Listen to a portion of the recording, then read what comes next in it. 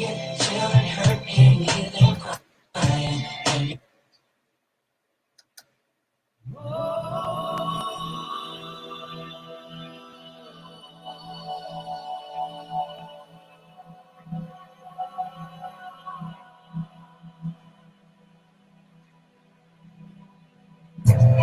name is and your life is going to change. You are going to be different. My name is and your life is going to change. You are going to be different. My name is Mel Gill, and your life is going to change. You are going to be different. You are going to be out. You are going to be bigger and larger than ever imagined the impossible. And you know why? Because it's you and I going to find the power that's been dormant inside of you all of this time. And all of this time you were afraid to go out no longer. That even if you will be shine. You will be the God when God is looking. You will be the one that everybody turns to and says, hey, look, they're there. The master's there. The teacher there. There's the one that will make my life different. And if I can do that, endeavor to try to stuff. I'm here to tell you. I'm here to change your life. To love you, Jesus, and me together. I'm going to conquer the world. And all you know is everything you imagine possible. It's possible for one simple reason. Anything is possible. My name is Mel, and your life is going to change. You are going to be different. My name is Mel, and your life is going to change. You are going to be different.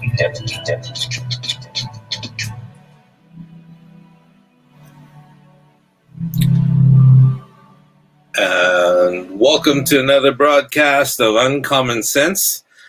Today we have a very special treat for you. Today you're in the Father and Son Theater, and alongside with me is my co-host Luc. And Luc, welcome to Uncommon Sense, the Father and Son Theater. And you may have to help me here with your phone, or I don't know what you're logged into, Luc, but I'm somehow not able to turn on the live broadcast so that we can find this thing that's going live. So, absolutely, yeah. It's a pleasure to be here. Let me see if I can do that right now. Please, if you can. Today's Wednesday. It says we should be live, but we're not live. Or maybe not. No, I'm not live. That's another program altogether. And the very special guest that you got it? All set. All set. Okay. And I finally got it on too as well. And what we're going to do today is we're going to be welcoming some people into the studio, a husband and wife team who are alternate medicine people, Luc. They you know how we have the state of medicine the way it is, that's getting people sicker and sicker and sicker, and treating the disease and not the cause of the disease. Well, this man goes after the cause of the disease. His name is Arut Siva, and he is joined by his wife today, and Ratana. And Ratana is a teacher of how energies work and how energies are related to the different chakras. So he's going to talk about how food and are related to your chakras and your energy, and she's going to talk about the actual energy itself. So I think food is the most important medicine out there. Definitely. And some of us have too much medicine, like in yours truly. Maybe we need to cut back down. So without much further ado, let's welcome the husband and wife team into the studio. Arut Hello. And Ratana, welcome to Uncommon Sense. The Father and Son Theater is what it is. So Luc and I are co-hosting this, and so you'll be fielding a lot of questions from both of us, and so it'll be a lot of fun. A lot of fun as well. Today I learned a new word, Tai Chi. So I know how to do Tai Chi for certain questions. Great, fantastic. You may want to switch off your other thing. Just let it go directly to your ear. Switch off the volume on your Facebook. Do you have Facebook on or something on? Nope, it's not on my phone. Or YouTube or something? No? Okay. There's a little bit of an echo, but it's okay. That's fine. We'll deal with it. All right. I know we're anxious to get started, And just to give you an idea of the format of the program, we deal with possibility thinking. We deal with raising your energy level so that you can meet life head on, so that you can get rid of things like depression and depressing thoughts and things that get your energy so low and everything else. And so I thought you guys would be marvelous at doing that. First, let me introduce some people into the studio who have already come in and said hello. Ashok Thakur from New York, welcome. Lawrence Buckley from Ontario, welcome. Yamitra Didi from Thailand, I think, welcome. And Ashok says hello, Luke. Lawrence says hello, Luke. And Ashok also says you are live. And your grandmother is on, Luke. And hey, Mamji. Hey, Daddy Ma. And my mother is on, Arut. And Nate Napa Ojaran is also on. And Elizabeth Unger is on. So please, let's begin the discussion. And if anybody has any questions, please feel free to write the questions here or on Facebook or on YouTube, and I'll be able to help you with that as well. Sure? All right. Now, Arut has disappeared, and I think we're going to bring him live. Are you here? Yeah. Yes. Okay. How interesting. I'm gonna kick this other one from the studio and put you in. Are you in? Arut? Yes, Say yeah, I something. can hear you. Yeah. Okay, good. Your voice suddenly went very high. Just so tell us a little bit more. We had a discussion last week about food and the importance of good food in keeping your brain at equilibrium and all of this. Later, we'll come to Ratana, who will kick in at any time to tell us, what needs to be changed or done. Yeah? Sure. And Ratana, say something so I know your microphone is on. Can you speak? Yes. Hello. Hi, everybody. Oh, okay. I'm so honored. Yes. Hi. You feel honored? Yes, I feel very honored to be invited by Dr. Mel Gill today. Yes, sawadee ka, everybody. I'm from Thailand. The honor is ours. And Sawadika, welcome to the program as well. Arut and Ratana married. They just recently got married, last 6 months, right? 10 months. 10 months already. 10 months? How time goes by. Yeah, today is 8 July, 8 September we got married. In September. How cool is that? September. 8th of September. What a lucky day. Right. What a beautiful day. So please enlighten us further about how food works in relation to clarity, because the clarity is a book that Luke is be writing more about, and the subject that he's going to be bringing and discussing with millennials, people his age. And so you were telling me that if we eat certain foods that are, and Ratana would probably say this as well, that it occludes certain kinds of energy as well in our system. And yet at the same time, some foods also don't allow you to think clearly. So would you enlighten us further on this? Sure. Okay, when you say, you just mentioned that certain foods actually make us think differently. True enough, actually, we need to go back to the gut first, gut psychology or our entire digestive psychology. It starts from our mouth and ends at anus. It's about a 6 or 9 meter one pipe, actually. That's a pretty long anus, yeah. Oh, pretty long. So we load here, then we have to download at the other end. So this is loading and the other side is unloading. Okay. But along this process, a lot of things happens actually. Yeah. So the food we eat, normally we say the food gets digested in our tummy. But to me, I always tell my friends, for Indians, the first digestion takes place on the plate. Because when we use hands, we smash our food very well on the plate itself first. That's where the first digestion takes place. So you actually smash it? No, I mean, we remember because we normally have a lot of vegetables and sabjis, so we take a little bit of each thing and then we smash it first. We mix it Okay. well All on right. the plate. And then Right. that's Right. I call the first digestion. The second one happens in our mouth. And the Okay. third one happens in our tummy. I see. Okay. Yeah. So always say we are not what we eat. We are what we eat. We are what we digest. We are what we assimilate. We are what we eliminate. And we are what we utilize. You sounded like the Borg from Star Trek for a second there. Just, we are what we assimilate. We resistance is futile. Okay, great. Wow, there's so many things to think about. And all I was doing was just picking up a burger and having a bite.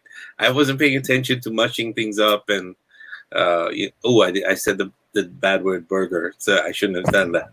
No, it's not burger. You just change B to M. It's murder. Okay.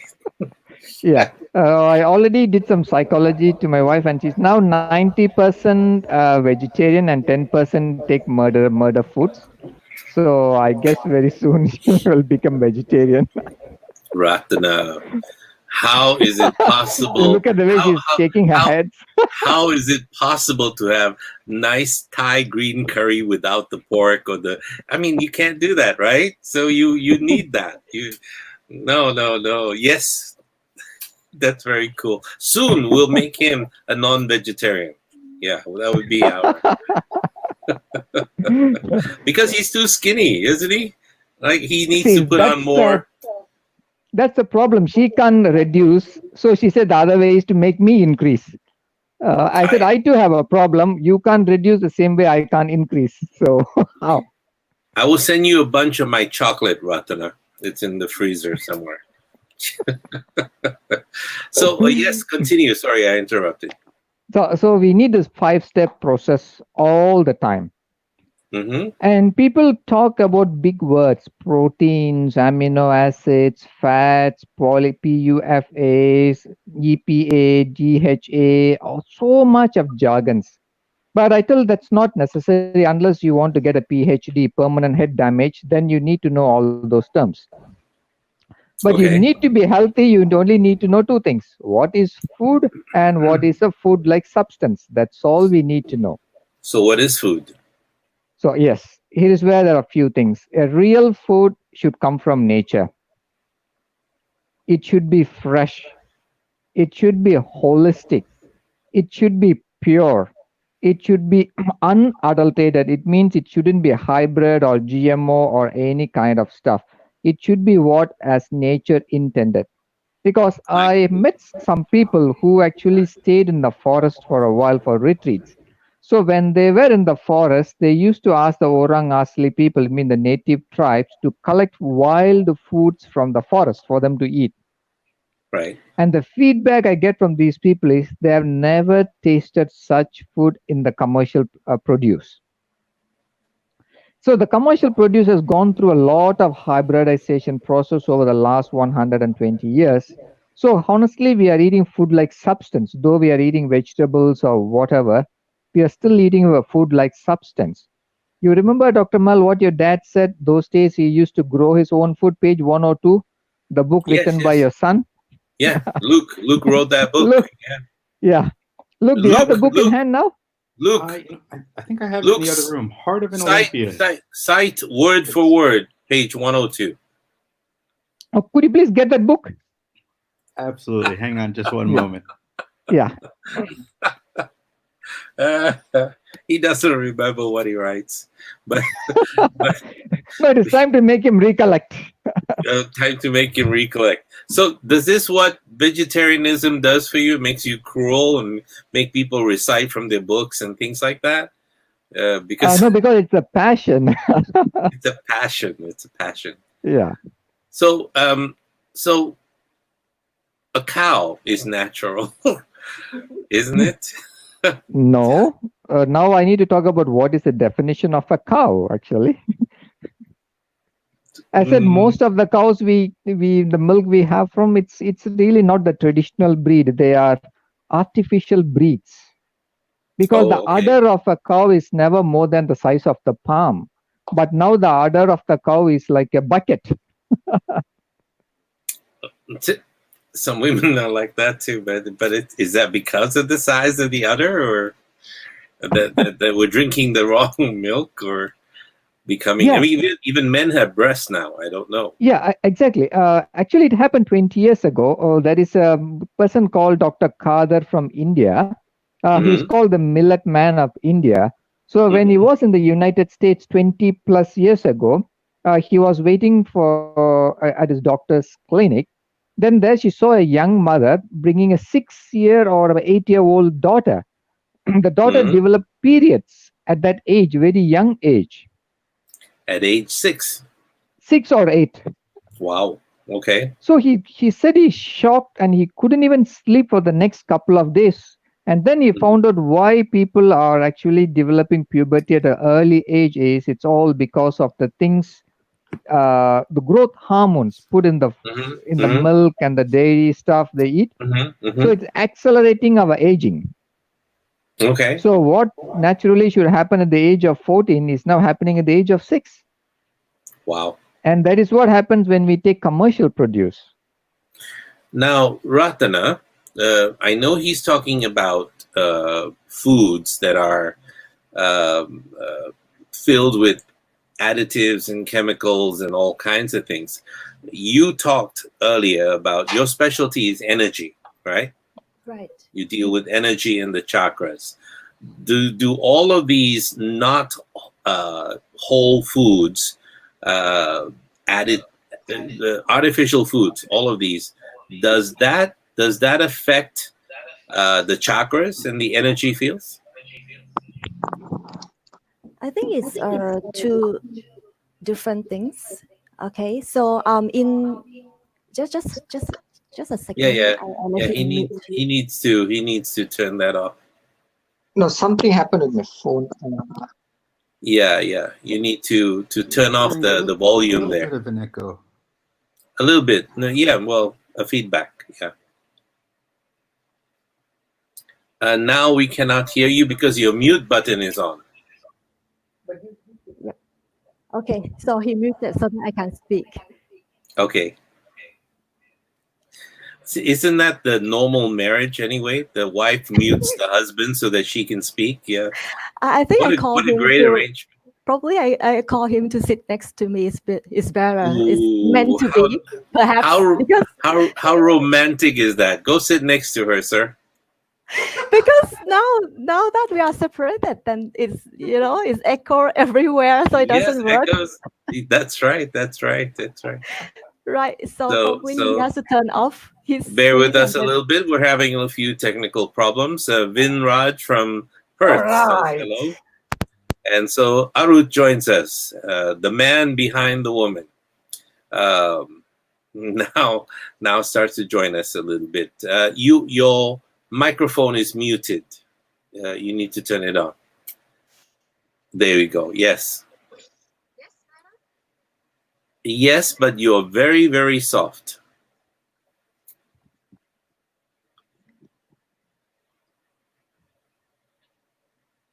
Now, right? Perfect. Better. Perfect. Yes. Okay.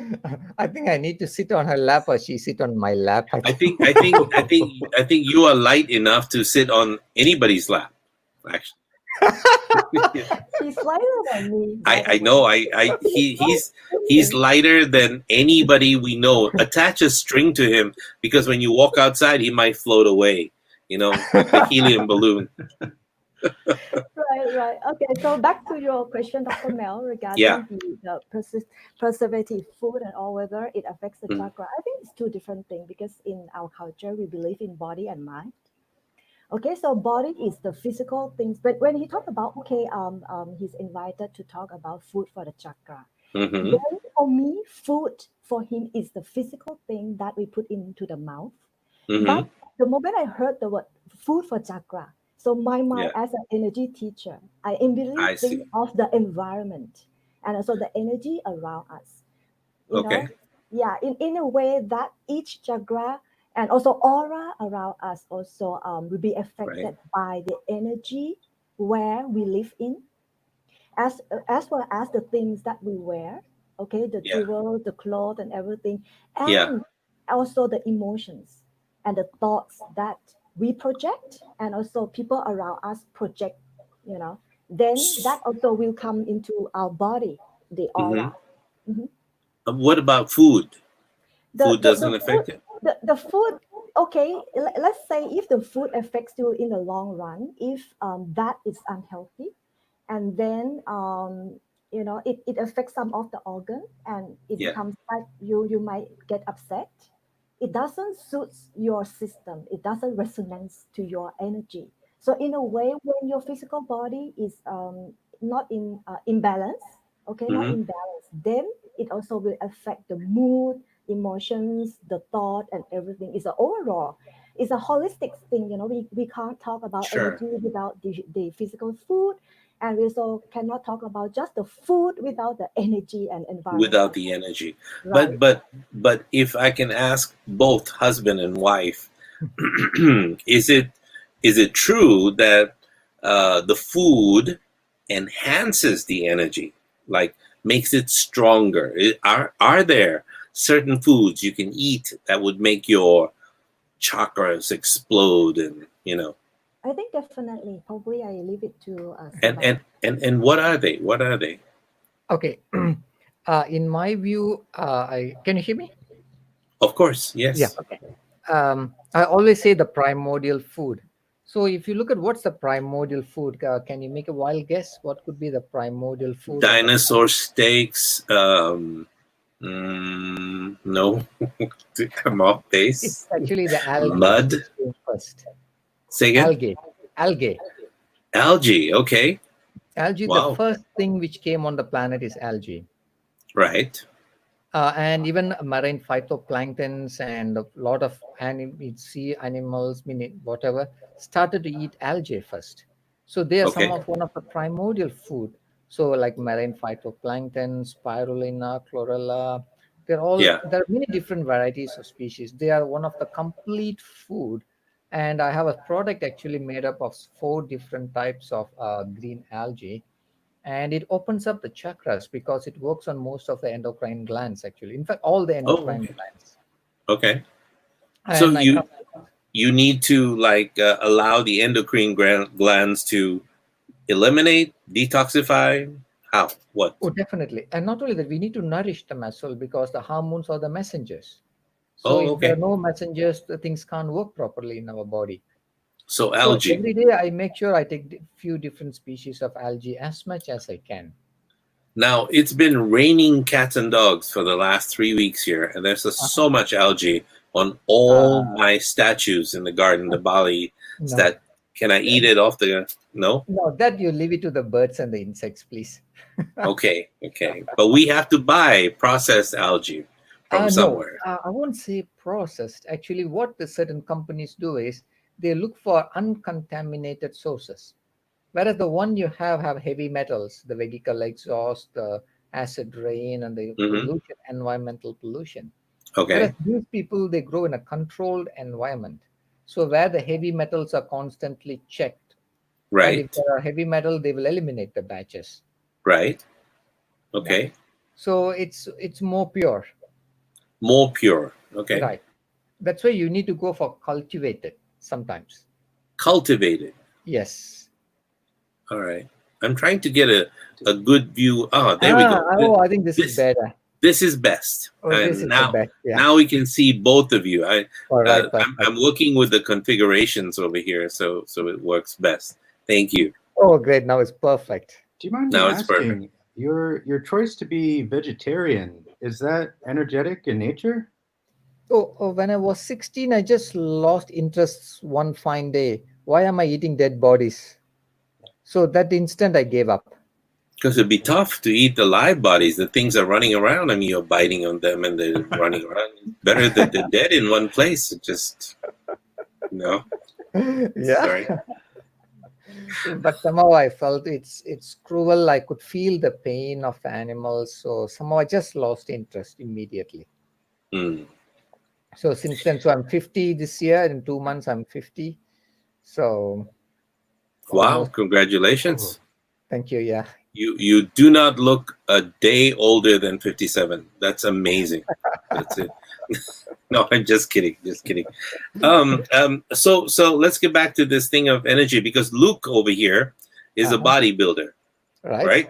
Luke, and he's the reason we're in Bulgaria, because several years ago when I asked him to come and work with me and live with me and all that, he would eat like half a cow a month, roughly that much protein. It's like, and whatever dead birds he can find, mixed with everything. Dead bird, menses of a chicken, all those things. The usual thing what people eat. Yes.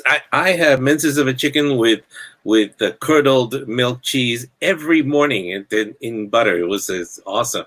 Yeah, that's why we had to work on you last year. Yes.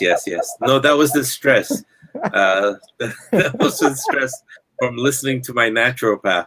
But Luke is thinking of switching, and he did try to switch to plant-based protein for bodybuilding. Is that a thing? Is that done? Are there bodybuilders that are veggie? I can't even say the word vegetarian. Yeah, you just go to YouTube and type Game Changers. It's available on Netflix. If you watch The World's Strongest Man now, is a vegetarian. Okay.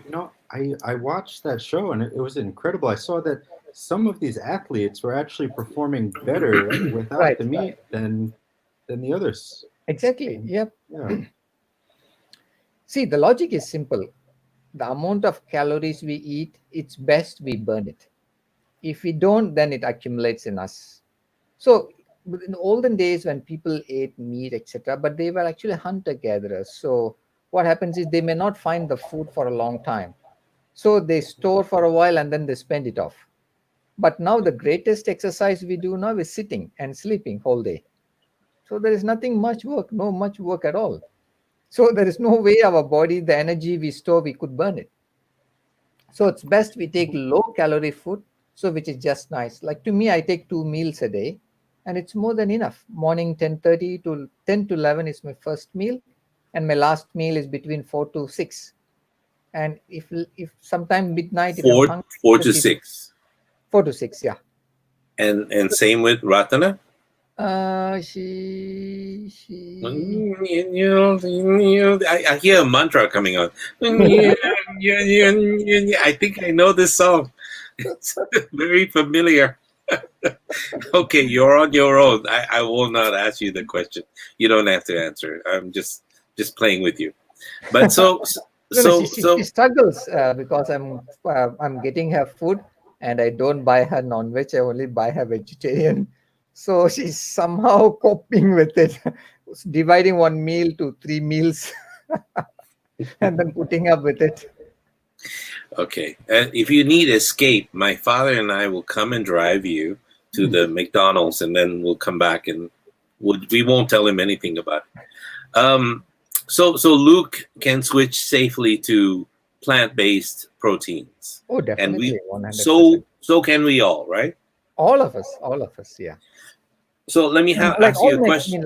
My relatives, the oldest is 95, vegetarian from young. The other one is 93. The other one is 90, 87, 85, 83, and my dad 80. So do they take any form of fish or? Oh, no dead bodies, no chicken menses at all. It's just purely plant-based and dairy. That's it. I see. Okay. So, wow, makes me look forward to breakfast. This man does. Anyway, I heard for energy system or energy to practice the energy, then it's best to be vegetarian. Yeah, it's like it is. Right. What about the yogis and stuff who don't eat? They in Bulgaria, there's a new trend that, well, not new. 2 years ago, they started to inhale what did they call it? Breathers? They call themselves breathers. So breatharians. That's it, breatharians. I went to the oldest vegetarian restaurant in Prague. So on the menu they printed breatharian menu. So I asked them, what do you do? We just say we provide them a bowl of vegetarians. After they inhale, we take it back. So you're not recommending it then? Well, I mean, I'm not there yet. But in India, recently a guy by name Prahalad Gnani, he just passed on a couple of months ago. From not eating? Not eating. He was not eating for 70 over years. Wow. Yeah, he's called Prahalad Gnani. You can Google it. Okay. Yeah, he says there's a nectar flows inside, and that nectar alone sustains him. He has no appetite to eat or drink at all. Wow. What these breatharian people do is they call it as a pranic nourishment. So pranic. They do an pranic nourishment. Pranic nourishment, okay. Yeah. So they look at the sun early in the morning for about, without blinking their eyes, for 5 minutes to half an hour, some even 1 hour. So they say the sun nourishes the soul directly. Right.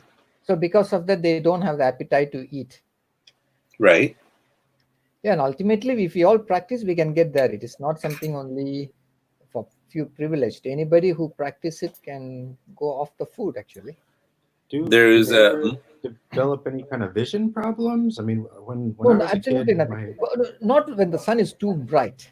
That's why it's before 8 a.m. or after 5 p.m. When it is orange color. Yeah. Mona would like to know if Ratana, do you eat chicken eggs? Yes. Oh, she eats menses of a chicken. Yeah, I get cage-free chicken menses. Maybe Dr. Mel, you explain what I call this address as chicken menses. You know, right? What is the term I use for eggs? Yes. Yeah. Yes, and honey is the vomit from bees. Yes, I know. But so but it tastes good. Yeah, right. Yes.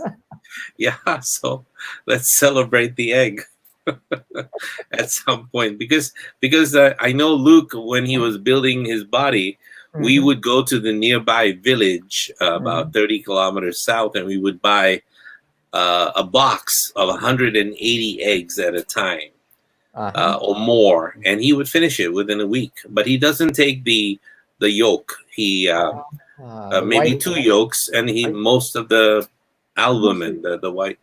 Mostly take the egg white just for the protein, and I often wouldn't even cook it, because when I'm eating 7 meals a day, you just crack it all into the blender, a little bit of oatmeal, some spinach, and he takes that raw amino acids. You get the raw amino acids from it.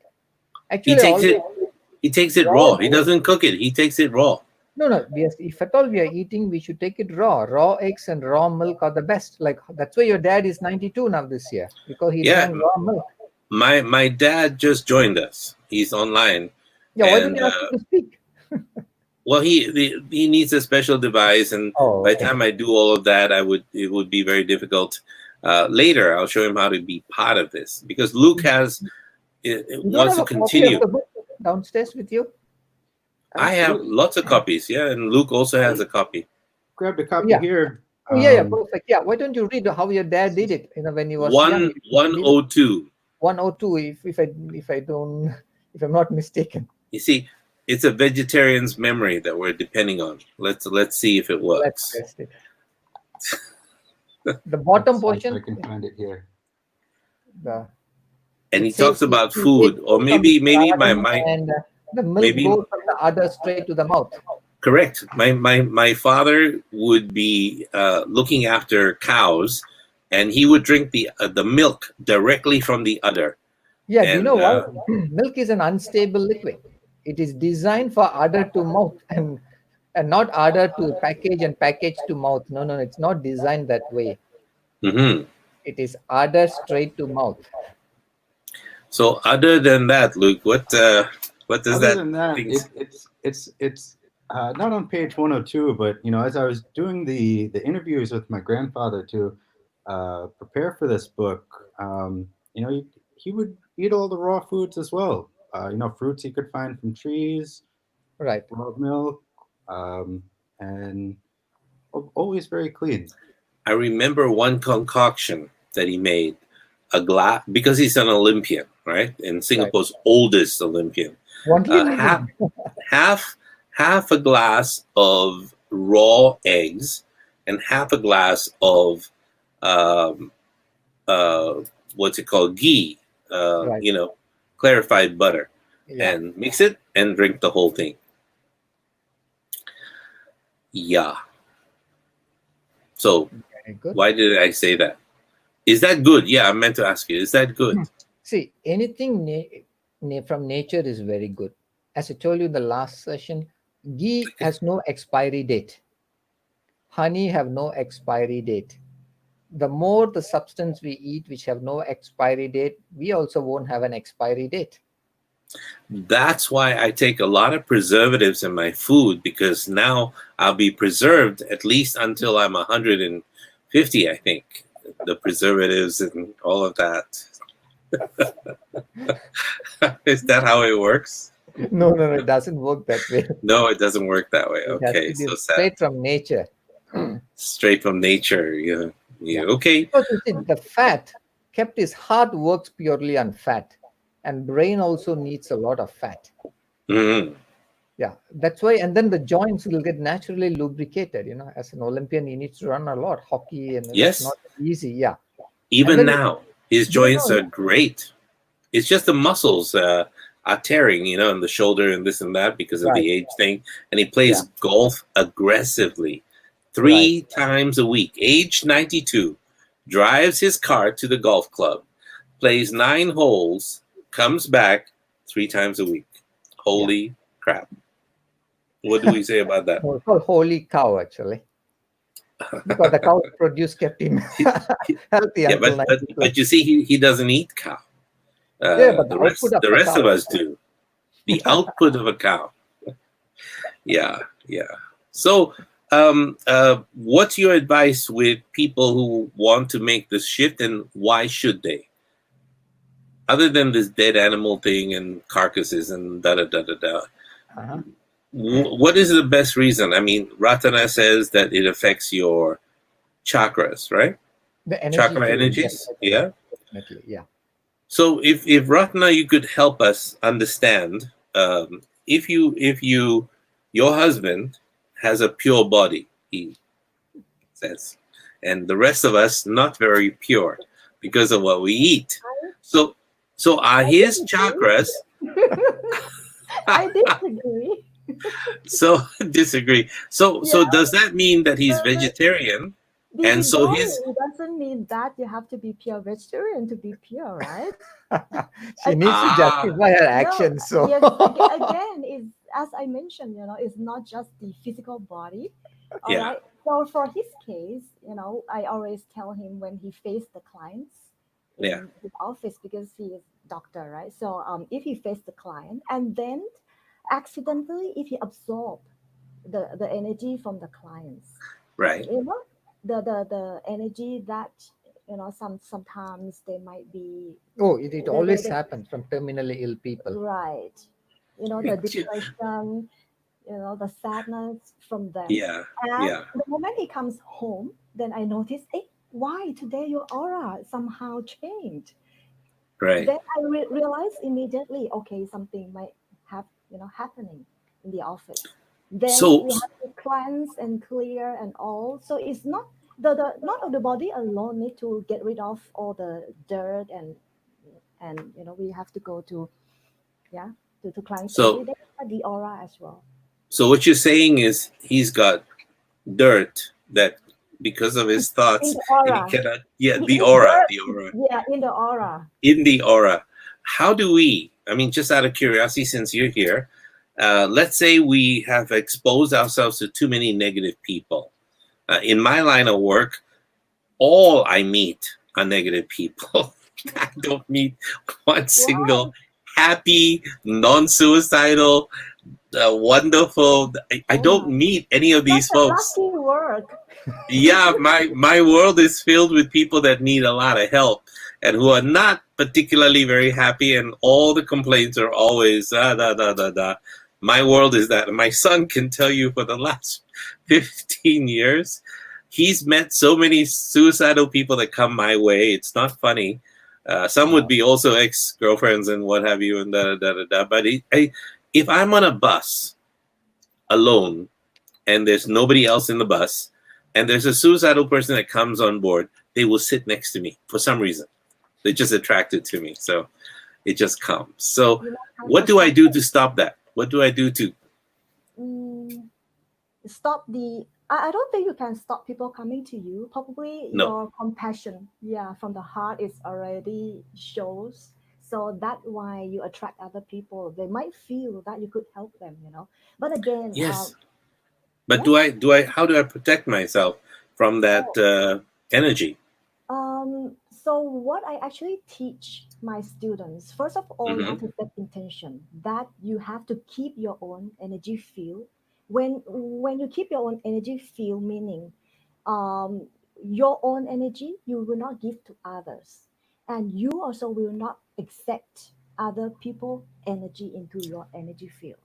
How do I do that? Intention. Give me an example. Say now. Today, I've had some to deal with in the morning. I've had to deal with certain people who had, I won't say an illness, it's just that unfortunate things happened to them. So this morning I had to deal with a lot of that. And I had to deal with somebody who was very, very suicidal, and another person who was in a terrible accident. So what does Mel Gill do? Right. So first of all, early in the morning or even before you meet those clients, you have to zip up your own energy field. You zip can up. use the word zip up, probably as if you are in the bag, big bag, or in the bubble field. The energy, just so create my the bubble my field. Something like the TV thing behind, you are inside a bubble. Right. Yeah. My I didn't realize my zip was down all this time, but yeah, I'll zip up. Okay. Yeah, zip up, or imagine you are in a big bubble or big crystal ball with protection. And then you set your intention that your energy is your energy. You will not give to others, because you never know. You might meet the energy vampire, the one who actually sucks your energy, the good energy from you. Yeah, probably the only sucking I ever get. But yes, thank you. Yeah. Right. So that's number one. You keep your own energy. Number two, you set the intention that you will not accept energy from others, because usually other people energy tend to be down and in depression. Unless they are ascent or they are happy all the time, then you'll be the vampire sucking their energy. Oh, I see. Okay. Right. But you see, yes, people are upset with me because I am usually, and Luke has kind of seen it, very, very happy about 99% of the time. And the 1% that I'm not involves people. Just, it's so hard to help when people don't want to be helped and so on and so forth. But I'm usually very happy. Every day I wake up grateful to be alive, grateful that I'm getting good advice to be a vegetarian, even though it never happened in a billion years. But, so at least grateful to get the advice. Grateful to have a son like this, who doesn't interject or act like a co-host on a co-hosted program, things like that. So grateful. But again, when I said do not give energy to other people, it doesn't mean that you don't give compassion to others. The heart is still open. You still be in there. You still can be compassionate. But again, it's like you do not interfere with other people's karma. You help, but you have to put a stop. How interesting. After you consult, give them consultation, then you put a stop. There is a karma link between both of you when you give consultation, because unknowingly, perhaps your heart and his heart actually linked when you're talking to him, because you have compassion, then the heart linked together. So there is an energy link over there. Right.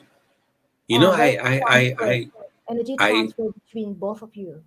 I didn't expect this today because this is relevant. This is what I've been thinking about for the last few weeks, actually. This exchange of karma. Everything that I'm doing is a choice. I want to be here to help as many people as possible. And I want to do it in the most efficient way possible and reach as many people as I can. And in the process, somebody was telling me, are you protecting yourself? I said, what do you mean? Like I have to put a condom on my head while I talk to people? I don't know what he meant by protect yourself, because for me, they said, you know, some people have negative energy. You will absorb it. I said, no, it's like, do you remember Ganesha, the Indian? Yes. Yeah, the Indian god, right? And he's always has a big stomach and all of that. And they say the stomach is to take in, that's it. And the stomach is there to take in all the negative energy and digest it and get rid of it. So I've been doing that. He could. He's a god. Yes, I know. And isn't it funny? Every time I see your husband, he tells me, he looks at my stomach and all this. He says, you need to lose weight.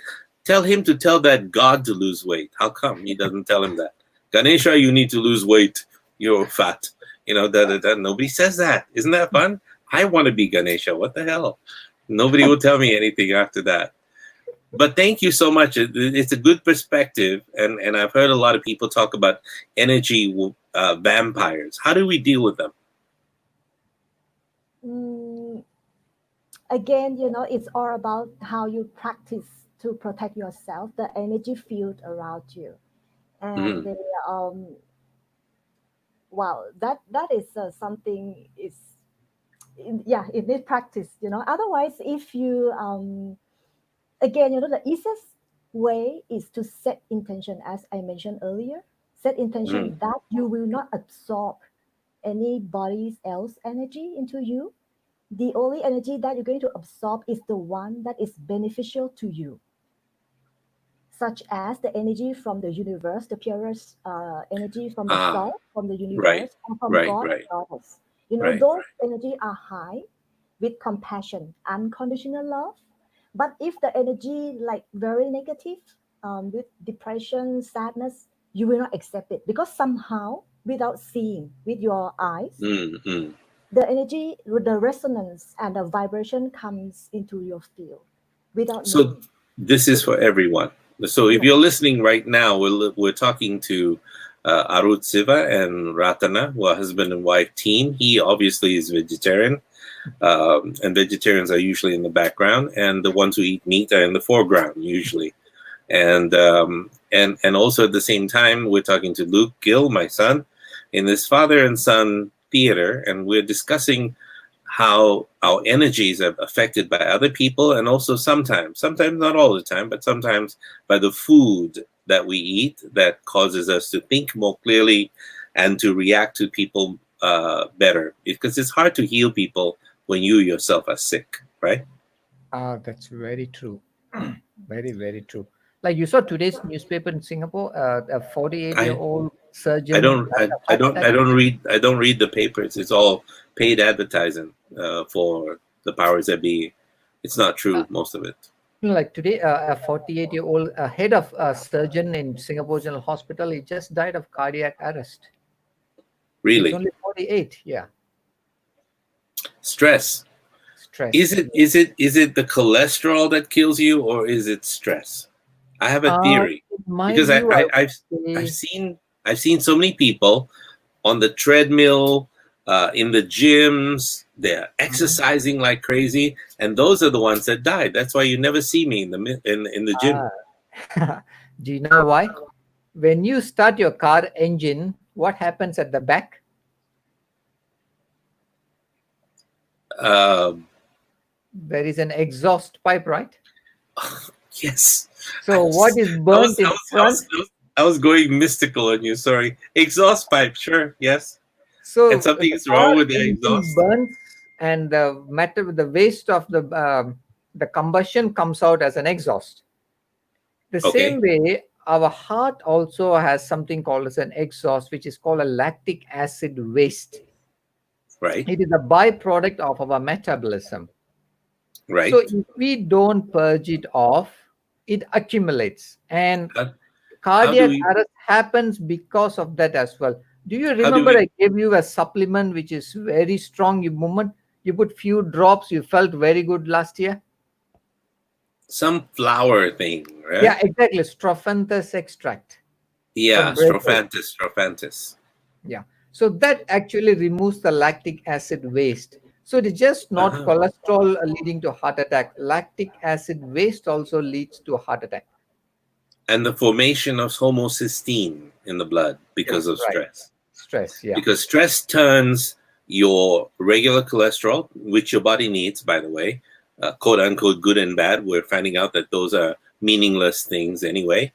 And so, and the stress that you feel, emotional stress, mental stress, becoming a vegetarian stress, causes your cholesterol to become homocysteine, which is very plucky material, and therefore starts to create all these strokes and heart attacks and all these sort of things. And That so, also includes sugar. Sugar also does it. and sugar does it as well. So, but honey does not, but sugar No, does. honey does not. Yes. No, when I Anything was what God gave, it won't harm us. Anything man-made will definitely harm us. when I God was is a watching bee. the Game Changers, they said there was a study on some firemen in there, and Uh-huh. they switched to the plant-based diet for about 4 weeks, and their cholesterol dropped by 100 points. Right. Yep. Wow. Just from being based. Even what about the stress? It's hard to Well, measure. fireman, as long as there's no fire, no stress, actually. There's no fire, no stress. We have a couple of questions here. First of all, a greeting from Jai Jing says hello. And Anusha Raj says, how do we remove lactic acid waste from the body? Okay. The product I told you, Strophanthus flower extract, is mainly for the heart, but for the whole body, taking some alkaline stuff, doing sauna and stuff like that, it actually helps to pull it out. Define alkaline stuff. Like an When we alkaline say, burger. no, definitely there is no such thing as alkaline burger. So So what is alkaline? it's simple. The high pH 8 and above is actually considered alkaline. Where do we find that? Oh, I mean, actually, we have a pH paper. So with the pH paper, you can test your saliva, you can test your urine of what's the pH No, of no, your body. yes, I understand. But what foods are more alkaline? Oh, mostly plant-based food are alkaline. Fermented Oh, foods are alkaline. fermented foods. Example, Mostly sauerkraut, sauerkraut. kombucha, yogurt. You know the churandi yogurt, what we call the buttermilk, is highly Oh, alkaline. buttermilk. Okay, So highly alkaline. okay. Your hydrogen water. Hydrogen water. Hydrogen water is alkaline. Okay, the stuff we put in our batteries in the No, car. no, no, no, no, No, no. okay. You make hydrogen water separately through an electrolysis process. All right, cool. So So we normally, had a Kangen machine here in Bulgaria for a little while. Yeah, Luke had bought a Kangen machine. yeah, Kangen produces highly alkaline water, up to 9 or 10, but we don't drink it very I often. used to drink from it until one day when I put it in a bottle like this, and I didn't drink the whole thing. I just kind of left a little bit at the bottom overnight. I mean, like literally for a day and 24 hours. And then I found some white deposits there. And I said, what on earth is this? And then I found out that this was happening all the time. And he said, it needs cleaning. And so when we did clean it, even after the cleaning, it still had that white deposit. I said, the hell with that. I'm just going to go with distilled water from now on. Yeah. I would say currently the best water I recommend is atmospheric water system. So you, like in Singapore, it's a very humid place. So you condense the air and make pure water like rain. And for those of us who can't condense the air with our tongue, then where do we get it from? Distiller is the best. The second best Distiller, a distiller. Yeah. Wow. Okay. If we cannot afford all these things, where do we get our alkaline water from? No. Distilled water from that, you can add in some salts inside, a little bit of salt with lemon juice. It makes it Okay. alkaline. A friend of mine would take a bottle like this, and fill Uh-huh. it up with a quarter of lemon juice or Yeah. some lemon rinds, and Yep. they would put like a pinch or a Of salt. teaspoon of baking soda, Yeah, baking sodium bicarbonate. Yeah. sodium bicarbonate. And Yeah. does that make the water alkaline? Oh, definitely, because sodium bicarbonate is highly alkaline. But then I have a question. How does something as acidic as lemon Mm-hmm. turn my water alkaline? How the heck Oh, does that work? that's the nature's way. So when we combine it with certain like water, acid plus water, because of the hydrogen and the oxygen content, it actually Right. converts itself to alkaline. I did not know that. Yeah. I was always saying that somebody slipped up along the way, and so something didn't work. No, I mean, the logic is simple. The moment you have a pH paper, you can test it yourself, or there's a pH meter. So there is nothing to lie. It tells you the reading perfectly. I have a friend who works with me, a technical geek guy, and his father was a captain or is a captain of a ship, 67, 68 years of age. Just found out that we thought he had COVID. We're not sure, but this is in Bulgaria. And when they went to test, because my sister suggested take a test because we don't know for sure, found out he had some kind of anomalous cancer in the blood or something. What can he do to reverse that? Because he's still strong, moves around, like really very tough guy. He drinks a lot. I mean, this much alcohol. Yeah, see, that's the problem. See, when you're on a ship, you don't have access to fresh stuff. Most of it is canned, preserved, or frozen. So when you keep on eating it, you have a problem. Currently, I have somebody, they do ship salvaging. There are only 40 people in the whole world now, and he is one of it. He got a heart attack when he was 36 and the second heart attack at 42. Wow. Yeah. And now he's doing the ECP machine to open up the collaterals so that he won't suffer a future heart attack. ECP machine. What is that? Enhanced counter pulsation. So it means actually when there is a road work, normally they will put a deviation so that the traffic is not obstructed. So likewise, we came to this world after 4 billion years of evolution. We have something called collateral arteries all over the heart. But the collaterals open only when we do vigorous exercise. But our exercise now being sit and sleep, so the collaterals don't open. That's why when there is a block in the main artery, it can't go. The collaterals are closed as well. So with this machine called ECP, enhanced counter pulsation, we open up the collaterals. So even if there is a block in one main artery, there are other sub arteries where the blood can flow. All right, and this opens up and flows with more vigorous exercise. Yes, definitely. Whoever, like a farmer, never gets a heart attack. Most farmers don't get a heart attack. Sure. So that would mean that married people don't do that vigorous exercise because it pretty much sex is over, right? No, I'm just kidding. I'm just kidding.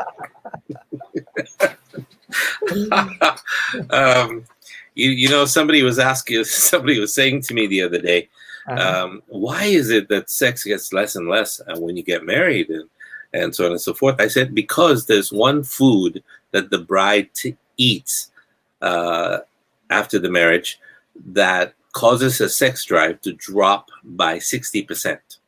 You know what that food is? It's called wedding cake. the high artificial sugars and the cream and he didn't get it, but never mind. Innocent. Yeah, I know he's very innocent, isn't he? Oh my God. Yeah.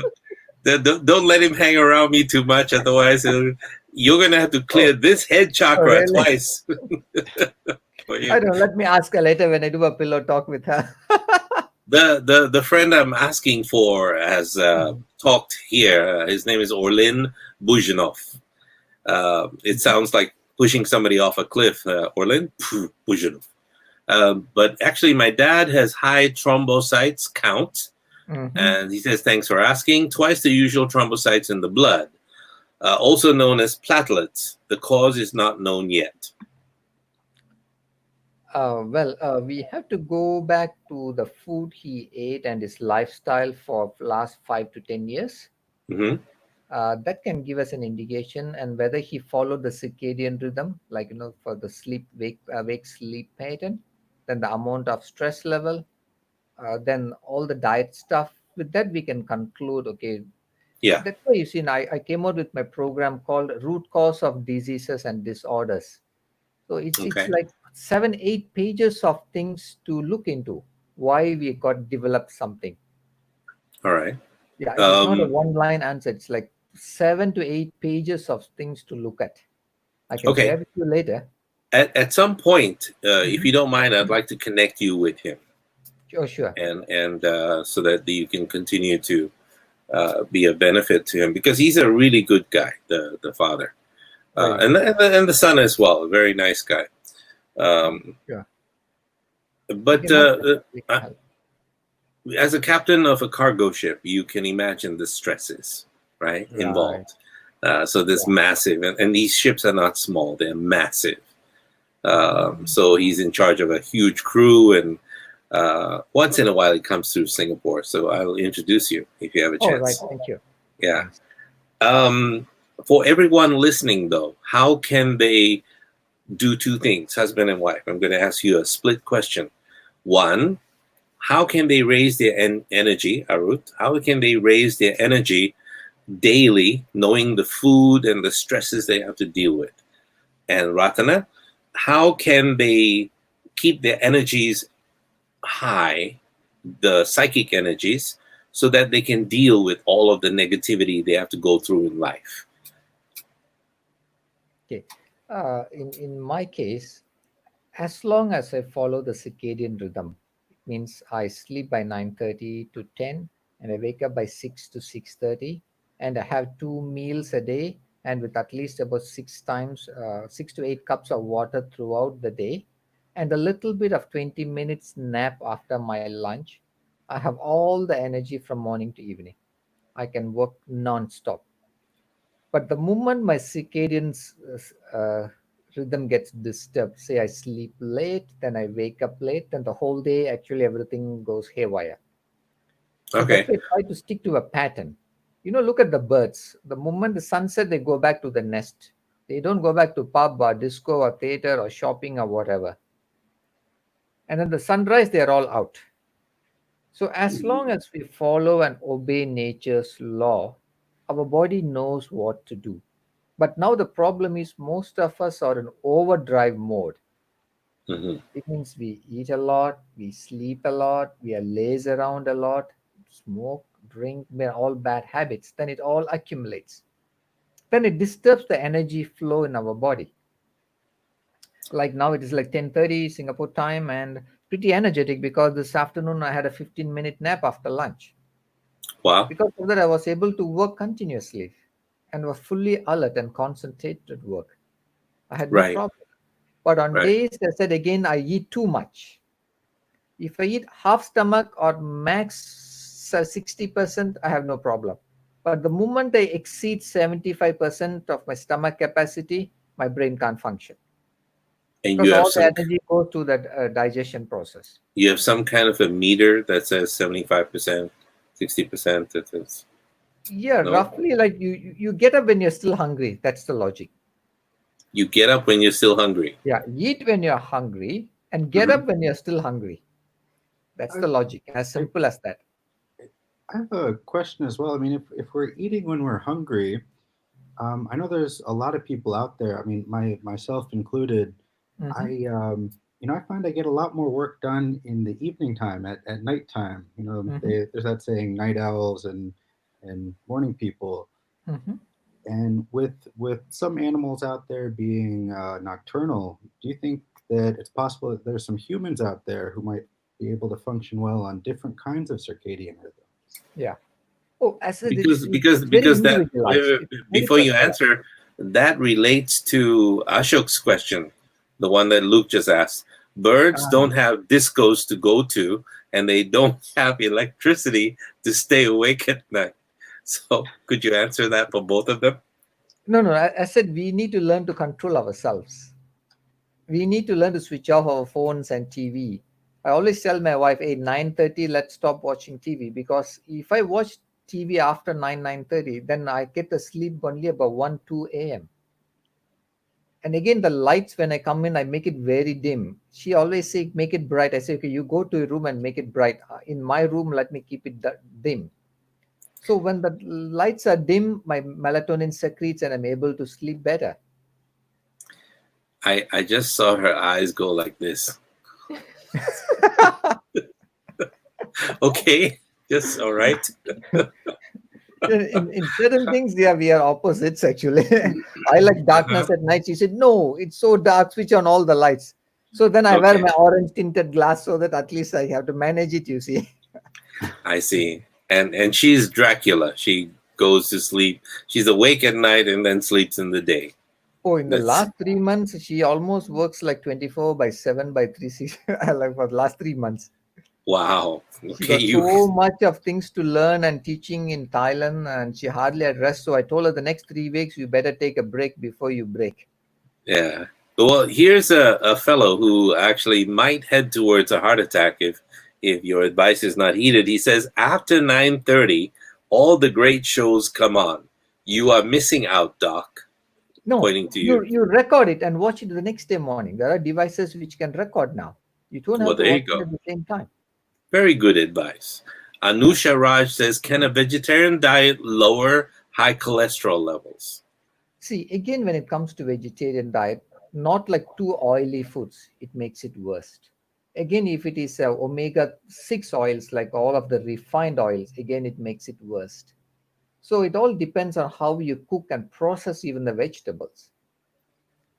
At least we need to eat 60% cooked and not like 100% cooked dead vegetable, and there's nothing in there.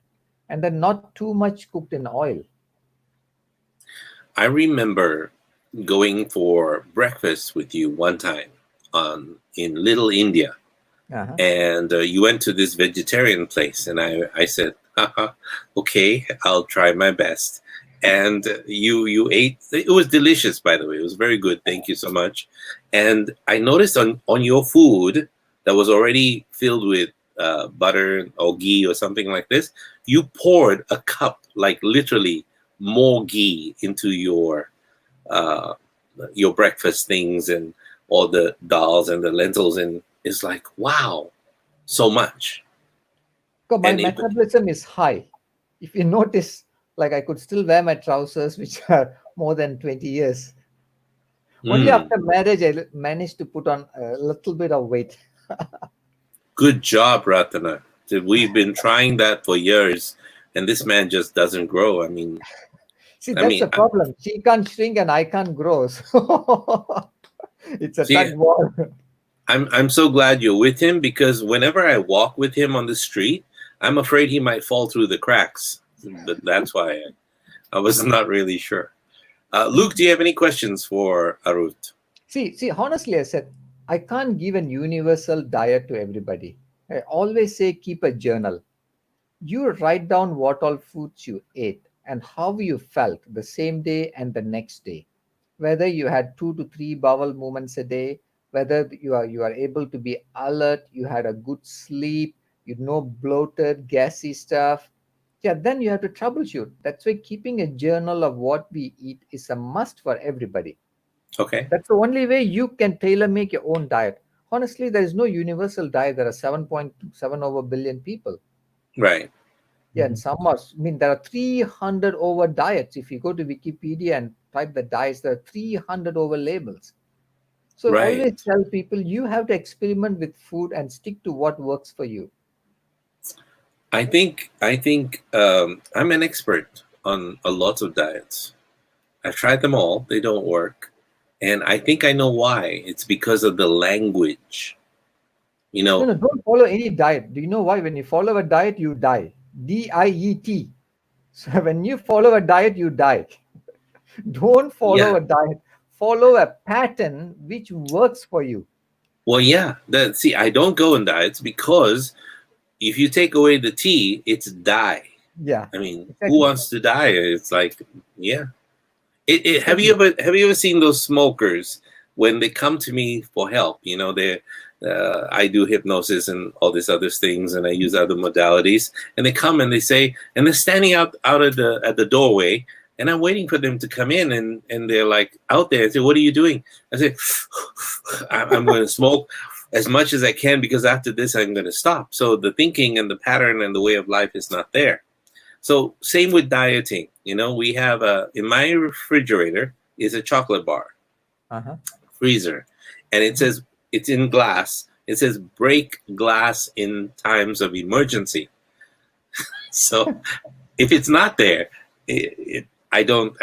it doesn't work so well, the diet. But I'm starting the diet tomorrow. No, sorry, I said, I mean, though we call it as a diet, but as long as it is nature food, not from Yes. a can or a pack or something, it is perfectly Yes. fine. Yes. I'm starting my exercise and my diet tomorrow. Very good. Yes. You told us, I remember. Do you Yes, remember I something did. called Prolof respiratory trainer? You got Yes. some- Yes, I did. I did. Yes. You can start off with that tomorrow. You do the breathing and all of that. Now on the phone, I'm an expert, rude breather. Now I can play Darth Vader. I mean, that's Luke right there. Luke, I'm your father. Practicing with Arut stuff. We're in conversation with Arut Siva and Ratana, his wife, and with Luc Gill. And the discussions have gone all over the place. We've been talking about health, good mental health, good spiritual health, psychic health, pranic health, and all of this sort of thing.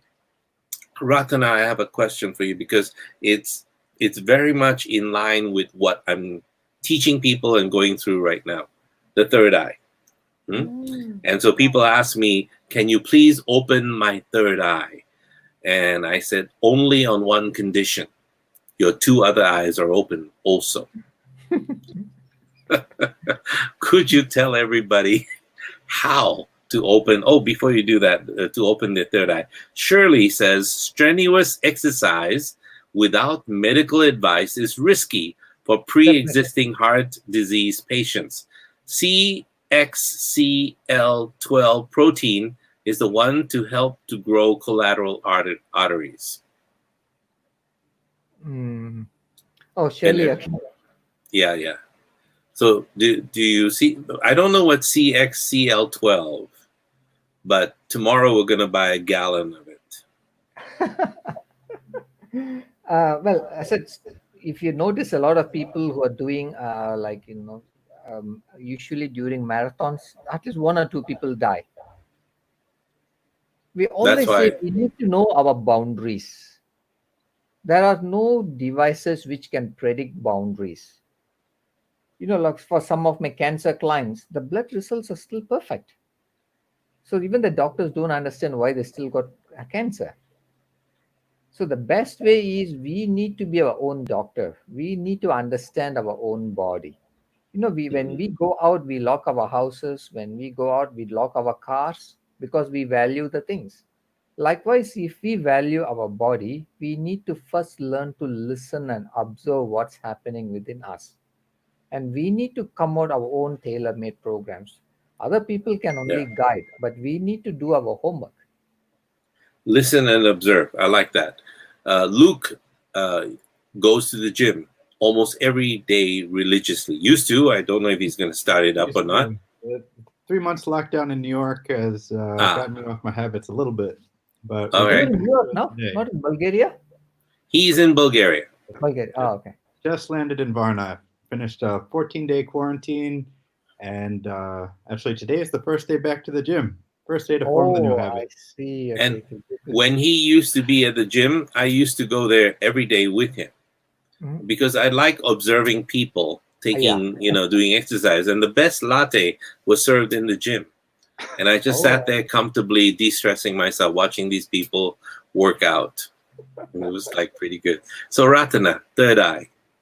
Yes, right. Okay. I think before anybody can open the third eye, or even before the healer can help to open, all chakra in the body must be cleared, Hmm. cleansed, and energized first. So you And can't focus just the third eye. It has to be the full system of the body. we start from the top down or the bottom up?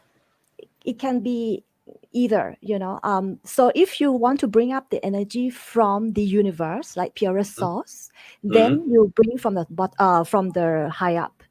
And for the lower chakra, you see, you have to bring the energy from both sides, from top and also from the bottom, meaning from heaven, from the sky universe, and also from the earth, from the mother earth. Hmm. Right, it has to be both, and then combined or mixed into our heart chakra, the center Okay. of the body. Would you be able to lead us in one of those exercises and have Luke say be the victor? I mean, The volunteer victim. for this? No, sorry, volunteer. It's You just mean this session or another session? now. Now. Well, so that everyone who's listening can also do the same. You know what I mean? Yes. Would that be useful? Luke, you're Yeah. ready to raise your chakras? Absolutely. Or it Okay, could be anyone or every one of us, if you every don't one of mind. us. Yes, Okay. even people who are on live at the moment, Yes. and someone who probably come back and watch this live on a later Sure. date, then Right. you can benefit from this exercise. And if All they're right, so this, driving, a car, you no, suggest that it they shouldn't. pull the car to the side and do the exercise, right? It should be in meditation as well, for to Okay. maximize the effect, both cleansing and also energizing the chakra system. All right. Right. Wonderful. And Dr. Mel, because you are in hypnosis, so probably the first step is also to hypnotize ourselves to be in Okay. a calm state of mind. Yeah, Could you lead us? yeah, sure.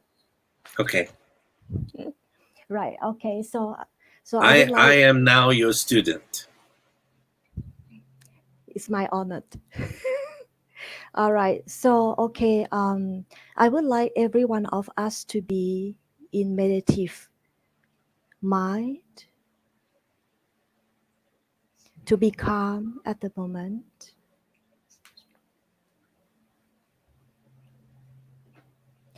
And first of all, I will ask for your permission, both of you, your higher self. Ask permission from your higher self and also from your ascended masters and all the beings around you. And we will hold the sacred space together. Not only three of us, four of us, but everybody who's watching this live at the moment and also in future. It's as if right now we are sitting on the lotus. And then every time when you breathe in, you breathe in all the positive energy from the universe, from the purest source. And every time that you breathe out all concerns. Let go, let go. Let go of all the problems. Let go of all the things that is no longer beneficial to you, to your body, or to your mind. Just relax and continue to be calm and relax. And perhaps you notice that all your muscles in the body begin to relax and let go.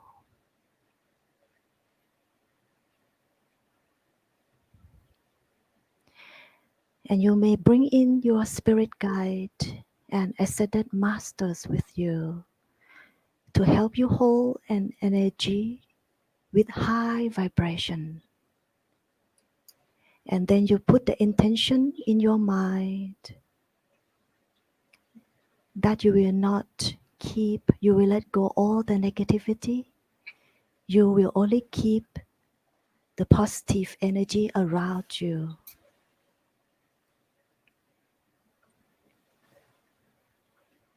And then you focus on the crown chakra. Bring in the purest source energy from the universe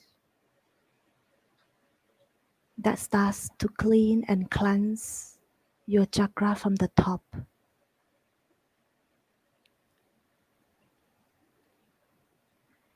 And now slowly go down to the third eye chakra to cleanse your pioneer seed pearl and energize it at the same time. And you feel so relaxed and let go.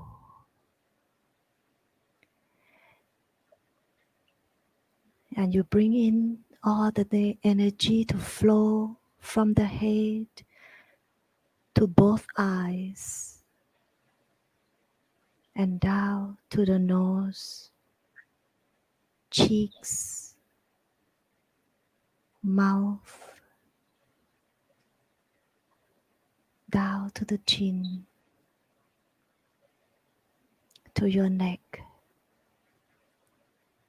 And perhaps now you can feel that the energy flow into your lungs and spreading around, cleansing your heart. So you can start to let go any concerns, any thoughts from your heart.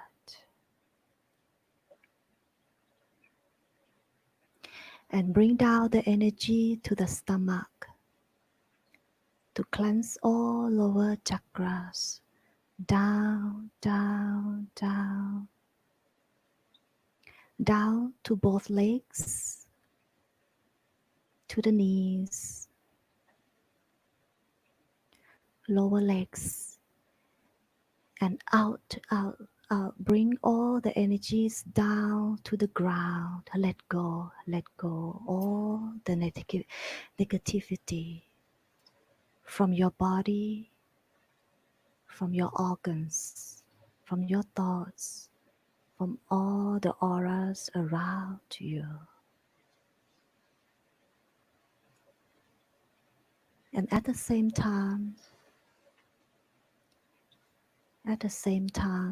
set your mind to the center of the earth and bring up the purest energy from the center of the earth up to your body.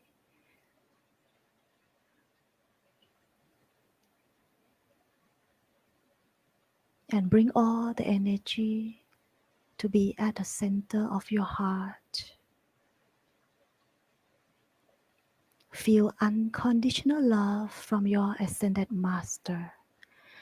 Unconditional love from everywhere. From God and Goddess.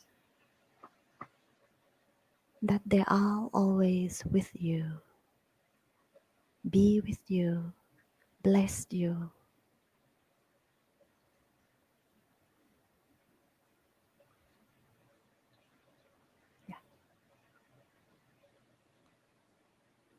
Wow. Thank you. You're most welcome. Very powerful.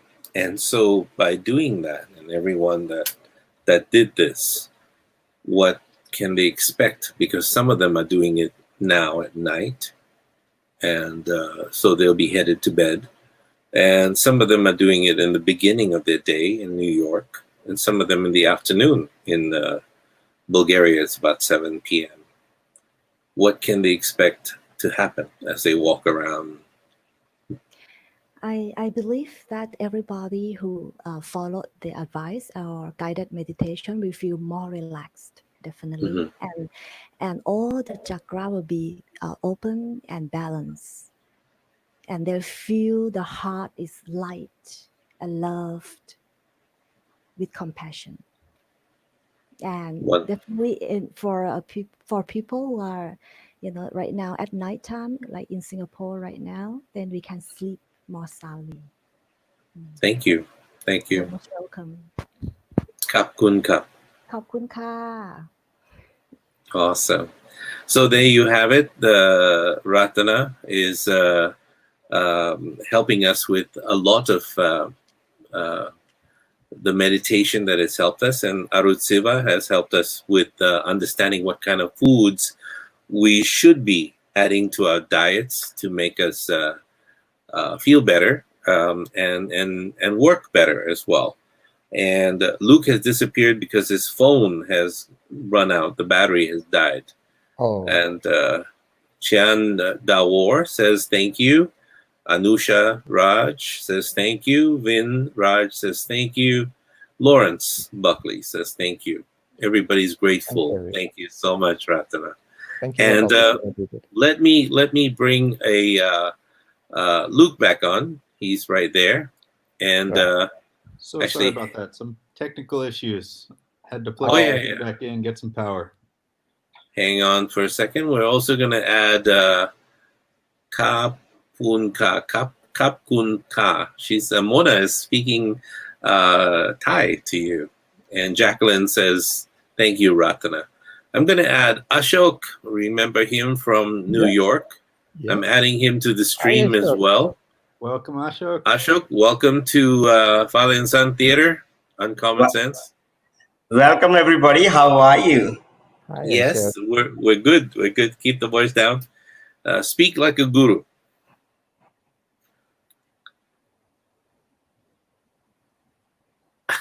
That's how I keep my voice down.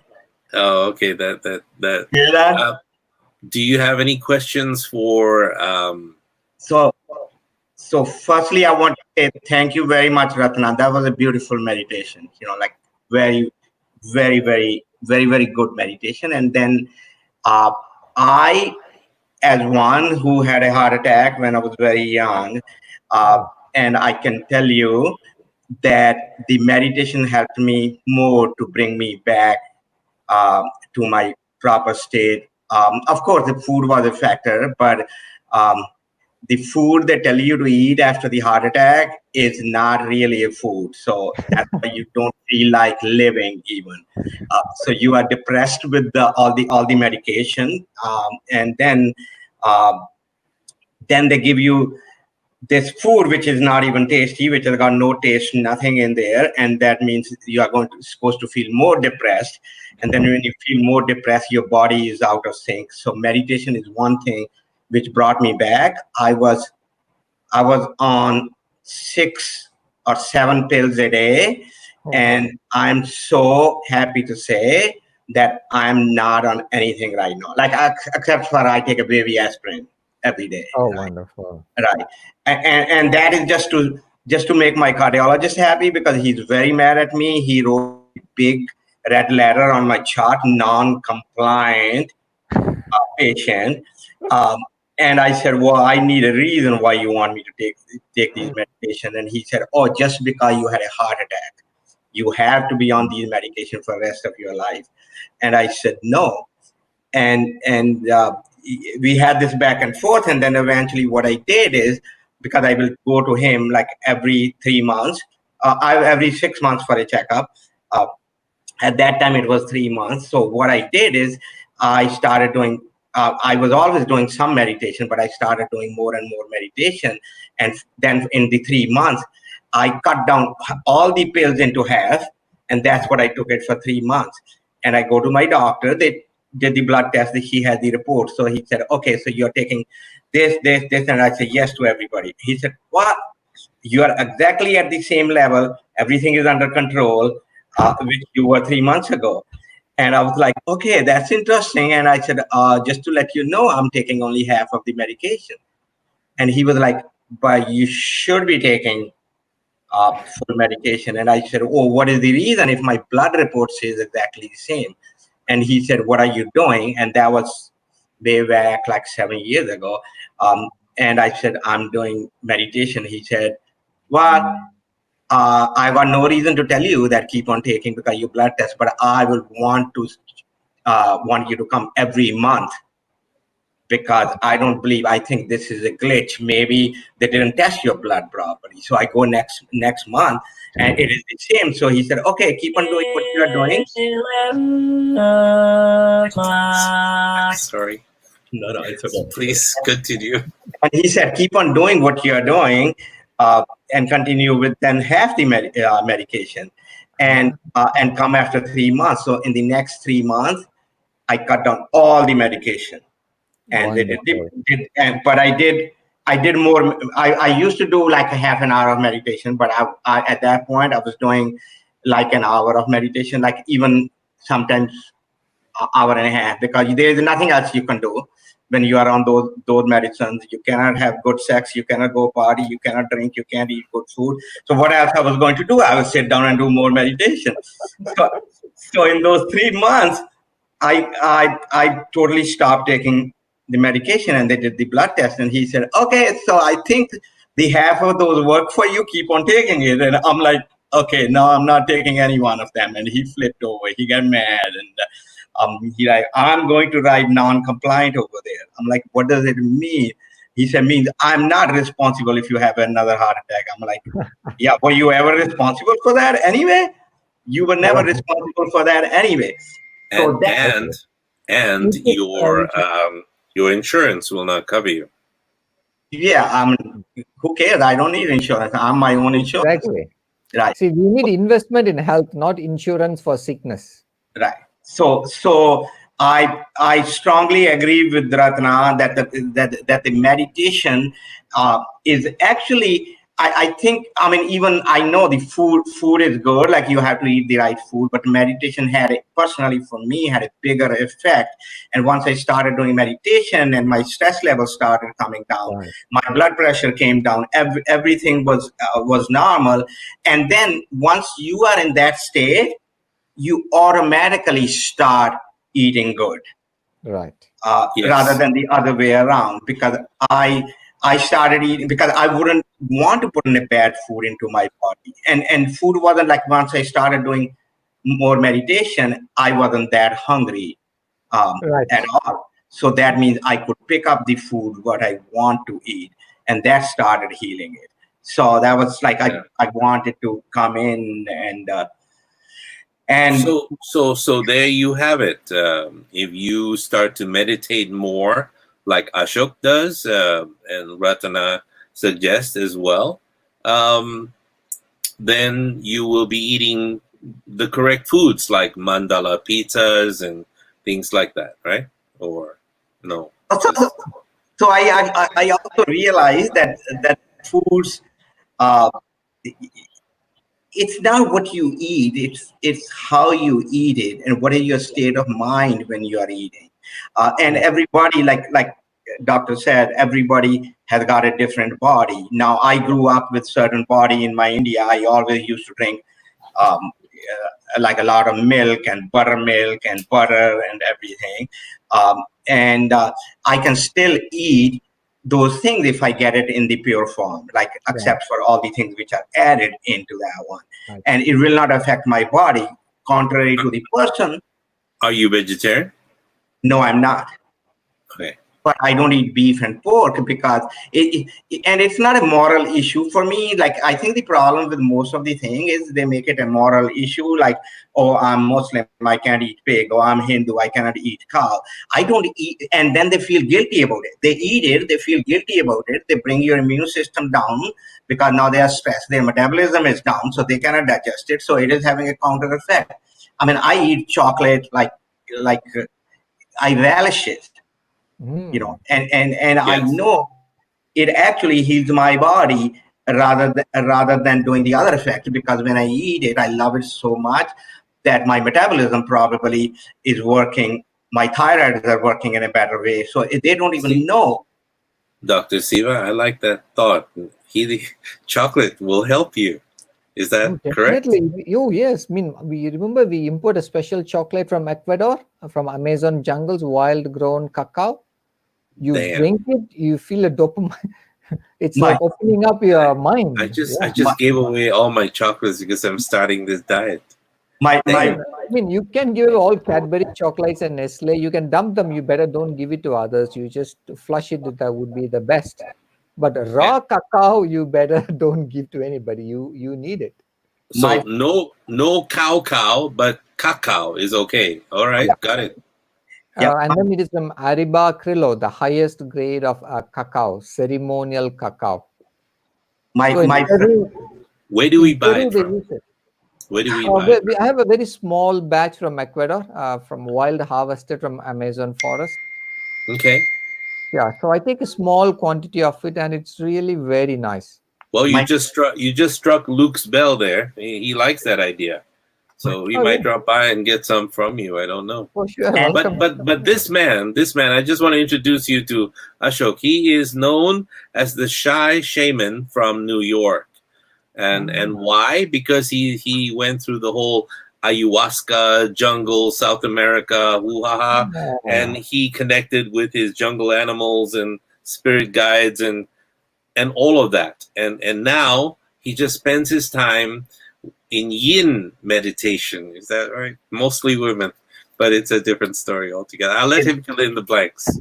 I mean, whoever. Firstly, I agree with you, doctor. Like, because my friend Mabel from Ecuador, every time she come to see me, she bring in those chocolates. So that is how I get my supply, and they are amazing. I mean, firstly, I had a little issue. I'm like, wow, they taste a little different than the regular chocolate, but they are so good. Like, and the food, like not even the chocolate. I drink water like it's a wine, like I sip it and I let it go into my mouth and I feel the healing of the water, which is doing to me. Like I tell all my friends, I'm like, why are you eating like this? Eat everything like a caviar. That means you paid $300 for this. Okay. Now eat what you are eating, thinking that's what you did, and it will taste so much different and you will be so joyful and happy. All your systems of your body, which is a biological system, will tune in such a way in that gratitude that it doesn't matter what you eat at that point in time. It becomes like a piece of French fry will become a caviar for you, and water will become like a red, expensive Cabernet for you. Chocolate and French fries. I love this. What I tell people why we fall sick is 3 things: live like rats, eat like pigs, and roam like dogs. Oh, I see a lot of dogs roaming, having wild sex on the streets of India. We're not just going to let it go. Explain, sir. No, when I say live like rats, you see, we are supposed to, sunlight is supposed to touch our bare skin at least for half an hour to 1 hour a day. Yes. When I do a vitamin D test for all my cancer people, all are super deficient in vitamin D. Yeah. So because you see, everything is indoor now. We hardly go out. We say sun is bad for us. I'm thinking if sun is bad for us, we would have died long time ago. We would have become extinct centuries ago. But rats come out at night. They don't come out in the day. Yeah, likewise. In the dark. Yeah, likewise, we are always in the artificial light. We are always indoors. Yeah. You take a bus or MRT, everything is like a cave. Oh, I see. Indoors. It's okay. A capsule. That's why I say live like rats. We keep on inhaling the breath of others for the whole day and go home again and close in an aircon space. So we are hardly out in nature. And the second phrase was? Eat like pigs. Eat like pigs. I ask my clients, what do you eat? The answer I always get is, I eat anything and everything. Then my reply is, a pig also eats anything and everything, from a shit to everything you throw. So are you a human or are you a... Then they pause for a while. and after that, I don't get that answer from them anymore. I can see why everybody loves to talk to you. But the third thing? Roam like dogs. Roam like dog means what? I mean, they're always busy. Busy with this, busy with that. They hardly have time to be with themselves. But dogs are always sleeping all the time. No, the wild dogs are always on the run. Oh, wild dogs. Okay, roam like wild dogs. Okay, very cool. So we have husband and wife, Arut Siva. Dr. Arut Siva is, what do I call you? You're a naturopath. A naturopath. Yeah. And his wife, Ratana, who is a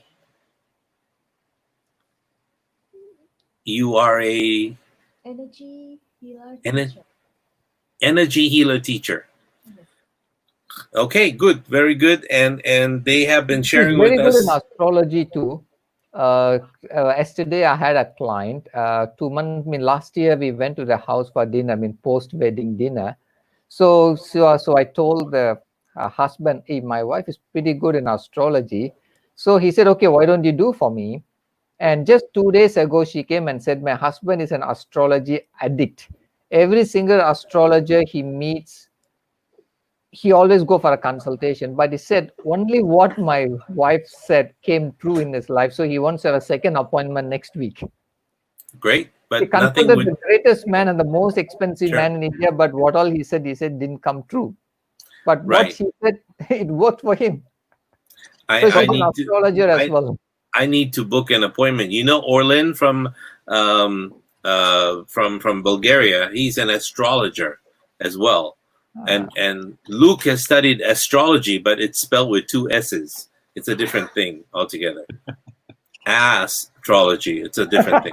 But Three S's together in a room. That's astrology. well, there you go. There you go. So we've been in conversation for the last hour and a half with Arutsiva and Ratana, and Ratana has been talking about energy and healing. So basically, if I put it in one sentence, Arut is saying it's what you eat that determines your health, and Ratana says it's who you eat that determines your health.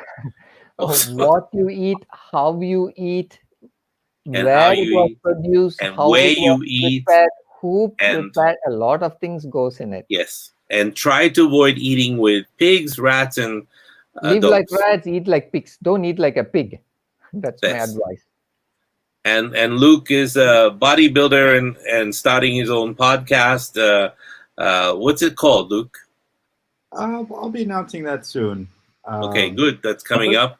I had a question for the doctor. I mean, I listened to what you were saying about vitamin D and its effect on the immune system. Oh, very important. And how important that is to get that from the fresh air. And a lot of us have really busy lives, and we're going from office to home to everywhere That's else. the problem. Why we have a lot of bone problems is we hardly go out in sun. My dad, 80, he still uses a squatting toilet.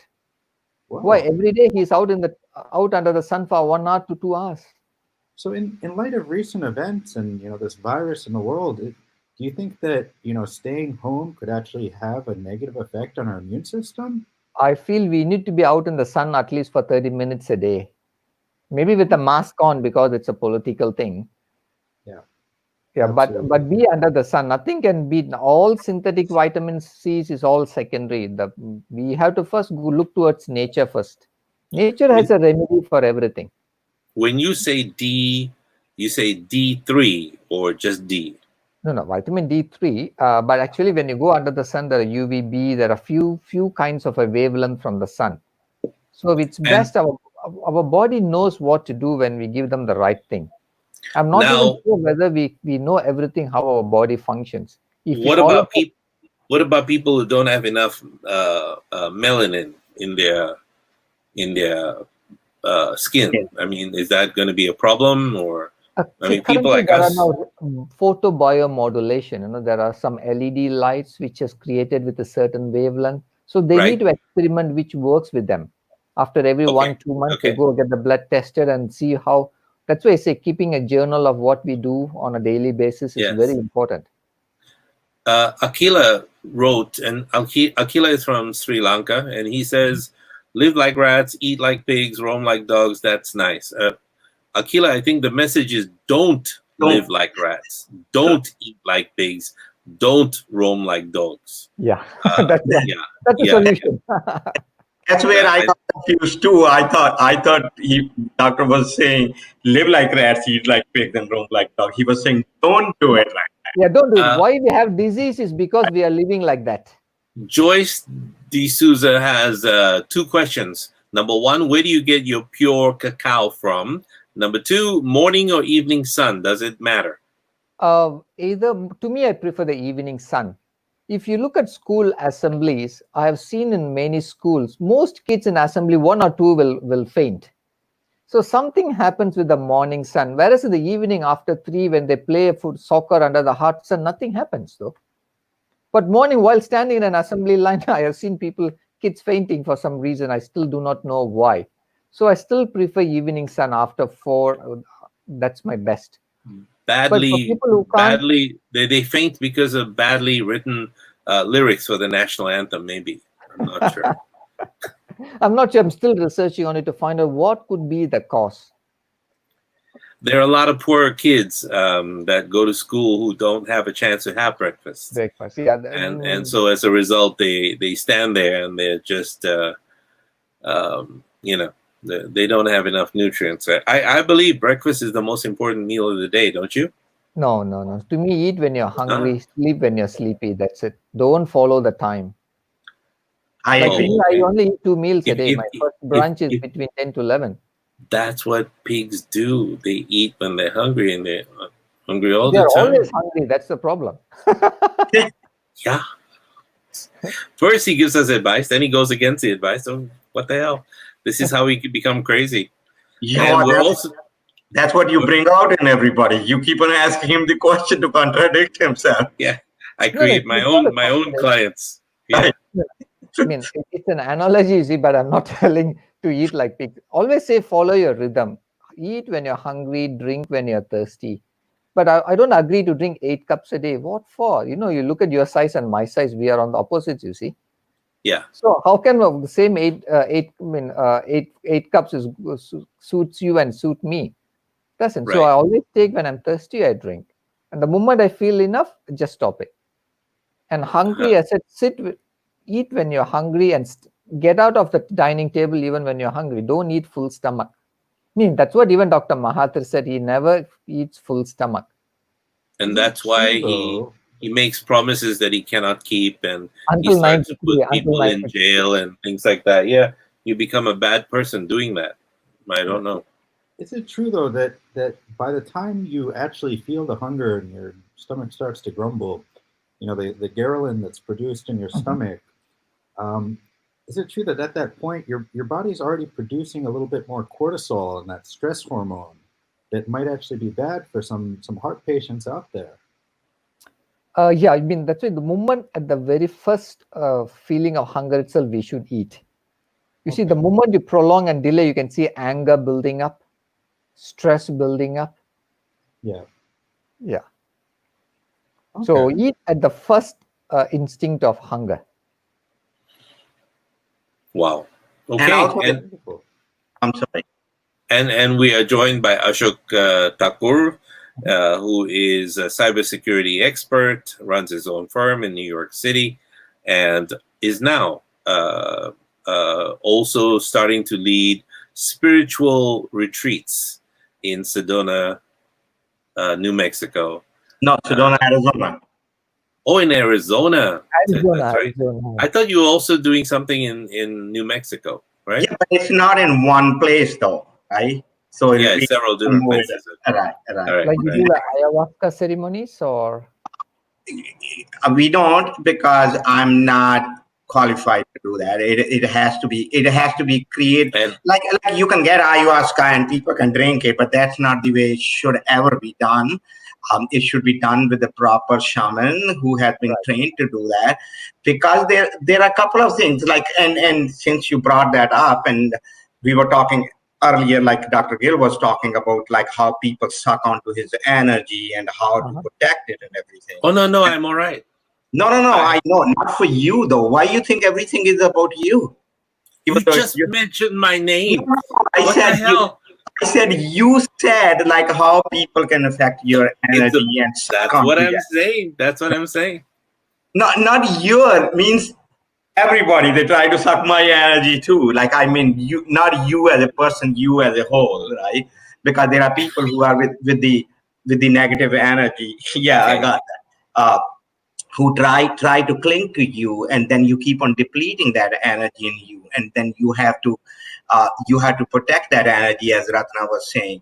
So all these things, even though like ayahuasca is a natural substance, but like all the things, when they are not done properly, and that comes to everything, like a drink like you are meditating, and eat like you are meditating. And if you are doing ayahuasca, do it like you are meditating rather than just to get high on a DMT, because if you want to get high on a DMT, there are other ways of doing it. So what happened is and that's why many people, like in ayahuasca, they get scared and they think they are going to die, because what happened is, if it is not done properly, it punches hole into your energetic body. And once those holes are punched into that, the parasite and all the other things can attach to entities, get attached to it. Zero means stop talking, or zero means I'm full of shit? No, whole. I'm emphasizing whole for you. No, I mean, one man is talking about holistic, and you're talking holistic, but on a different thing altogether. Yeah. No, I had a friend from Singapore who went to Peru to do it.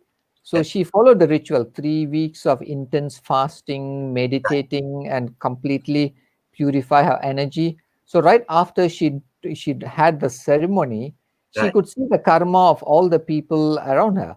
So the moment she started to tell people, hey, you have this problem because you did so and so, you correct this and it will be solved. So she said her senses became so high, she can see a lot of things what our normal eyes can't see. Yeah, so, and that's what happened to me. I did it in Amazon. I've gone into this 3 flights, 4-hour drive, 7-hour up the river on a dinky boat to the deep into the Amazon. And I gone into this tribe where they don't invite anybody to come in, and we were very privileged. And then we did it with the shaman who's famous in all this. All their tribal community, like people come to her for the healing, and I did it with her. The way she did it that's what exactly it did it to me. It opened me up to seeing so many things, like you were talking with your friend, and I developed a lot of healing power, which I didn't know at that point. But then people started telling me, and people started telling me the things which I didn't know they exist. But if it is done properly, it has got so much benefit, because it's like a ritual. We do it in the temples in India, right? We do a lot of things. Like if we go to the Shiva's temple and eat the somras or bhang or all that stuff, right? There is a purpose to that, because you get to a point where it opens up your brain laterally, and your bandwidth is so much wider rather than this, and obviously you start seeing things in people, and you start seeing more and more, and then you also keep on seeing that if you see the cause, you also keep on seeing how they can be like a heal. And I like, basically, without even knowing, I will see at the people, and I will have a custom meditation which will come to my mind, and I tell them to do that, and they will do that, and it will change. And it has changed from one person who came to me, and she has got issues getting pregnant. Like, she got pregnant in that because I gave her this specific meditation. One person who had breast cancer. And I know what you're saying. Don't think about that, because that is also that is zip. Because like if you go to Indian mythology, right? They used to be. Now, I'm not saying I'm that, but they used to be like these rishis, where like the king says he cannot have a son or his wife cannot get pregnant, and they will go to Rishi's ashram. Now, what a Western society think is like, wow, Rishi was strong and he had sex with her. That's why he had it. But like, there are certain meditation which are better than that. Okay, because it's like opening up inside of your body and be receptive to receiving that sperm from the king when she goes back and gets pregnant. Okay, because most of the time it is getting rejected. And I see the funny laugh. I cannot even talk when I see that funny laugh on Dr. Gill's face. No, I'm so happy. I'm just so happy that you're sharing this with us. That's all. Why not? I'm very happy you're sharing. That's all. My wife played a Buddha's life history even before Buddha was born. His dad also did some sacred ceremony. Even before Rama was born, his dad also did some ceremonies. So it actually, it's like brings some positive vibes. So, Ashok, we both want to go and have it. So can you arrange to Amazon? First of all, it's illegal in the States. No, we do it in Amazon. You have to go to South America. Yeah. Once those countries will open up, Peru maybe the easiest one to go to. The Amazon where I've gone, it was very, very difficult. But a lot of my friends are asking for that, So Ashok has had a double whammy experience that helps him. He also had a near-death experience before, like a long time ago. So combined with the ayahuasca now, he can see people's karma. Oh, no, you can. Is it somebody else you said? No, I can also see like your bandwidth. Yeah, it's like now 7 colors of the light, and then now you can see ultraviolet and infrared, for example. So you see more of it. You see Ratana, can you do this? Can you see also? You went through that experience, or you had to do it through meditation or near-death experience? No, through meditation. Through meditation. Some people achieve it through meditation. Yeah, she's also organizing a special meditation retreat from 25th of July, every alternate weeks. Oh, wow. Okay. Yeah. Count me in. I'll be part of that. We organize in English. Oh, okay. Currently, she's doing it in Thai. So 100 people sign up. Already 100 people are signed up for it. Wow, that's very cool. I invited a master and his PhD in the Buddhist meditation. Can you share with us now where to go to be able to be part of that, so that you can? Are you people able to write down in here? No. Currently, it's in Thai. In future, if you are interested, then I can be a translator. Oh, it's in Thai. The rest of us don't get to meditate. So we will not be able to see karma, Ashok. All we see is dogma now. Okay, different story for different people. But okay, when you have it in English, please keep us informed.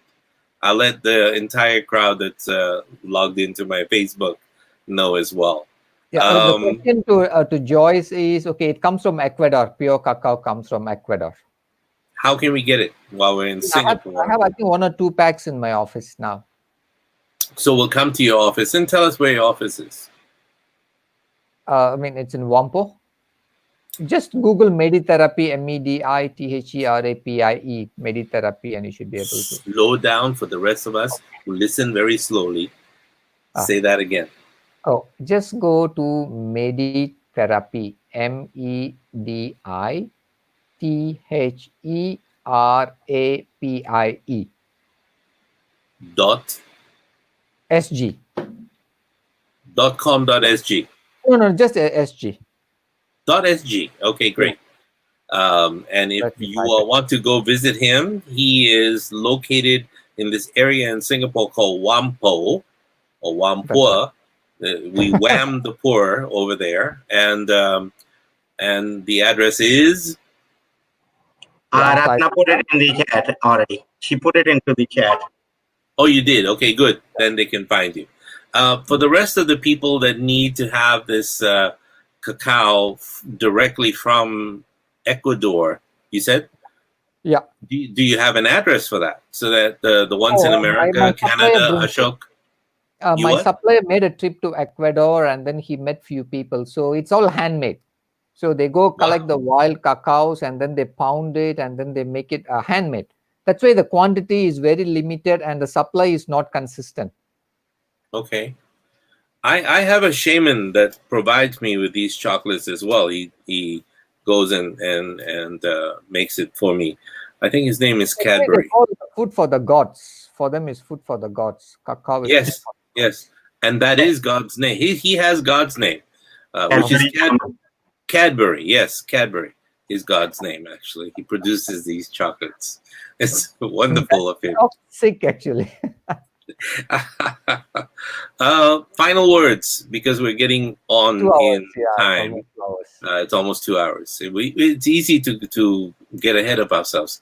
Words of advice that all 3 of you or 4 of you can give to everyone listening about maintaining healthy mind, body, and spirit. To me, it's simple. Let the one who spoke first the husband speaks first. No, I always tell my clients, if you want to know more, be awake and be aware. It means you sense everything. Don't just study, learn through observation. That's what even Einstein said, the one sitting behind you and looking at you, Dr. Mel. He said, look deep into nature and you will understand everything. Oh, this poster behind the poster behind me says, "I want to know God's thoughts. The rest are details." I just want to know how the big guy thinks. That's all. And the rest, be awake, be aware. Be aware of your own things happening within your body and obey nature's law. As simple as that, actually. Okay.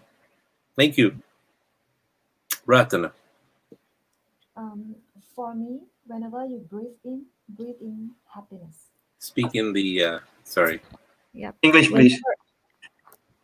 Whenever you breathe in happiness and breathe out all the worries. Let go, let go. I love it. Breathe in happiness. She's a jewel. That's amazing. Stay non-veg. Then no, stay veg. He's going to vote for the person who is non-veg, right? yes, of course. I already brainwashed. Sometimes we need our brains washed. Ashok. I would say the meditation is one major factor which will change your life in so many different ways, because all the other things will come together. Once you start doing meditation, what is going to happen is everything else will start aligning, because your stress level will be reduced and you will become more aware of what you are doing, and you will become more aware of all the negative feeling you feel, like guilt and shame and anger and everything. Once you become aware of that, then you can move from your mind to your heart. And because right outside the castle where heart is living is there's the big security guard called intellect, which never let us move to that one. It keep on analyzing, and it's telling us like, oh, there's nothing. That's just a little heart over there. You don't have to go over there. I've got all the answers. And once you become aware, you cannot fight the intellect, because we have been programmed so much from the time we were born. But you can negotiate with it, and that's my call. Like, you can always negotiate. That's what I teach people in my retreats too. Don't try to fight it, because you say, okay, get out of your mind, get into your heart. I mean, how is that going to happen, right? There is a no over there. But you can negotiate with the intellect. You say, well, like, I understand you are this person. That's why you will let me go and talk with my heart a little bit. And it will let you go, and it will start calming down, and it will see what is happening in your life. And then you shift from your mind to your heart and take out all this other garbage which is bothering us. But the key to start on this one is meditation. And that's my one call. Thank you. Wow. That's the short answer too. I appreciate that. If you know me, that is a very short answer. Yes. So to put it in one sentence, Ashok said, if you don't mind, it doesn't matter. Roughly what he said, basically. So Luc, help us to wrap it up for today. I've learned a lot during this discussion, and I think the biggest key to everything out there is finding the right balance. Finding the right balance of nutrients, finding the right balance of foods, finding the right balance in our mind, in our emotions, and in how we do things. And everyone's balance is going to be a little bit different.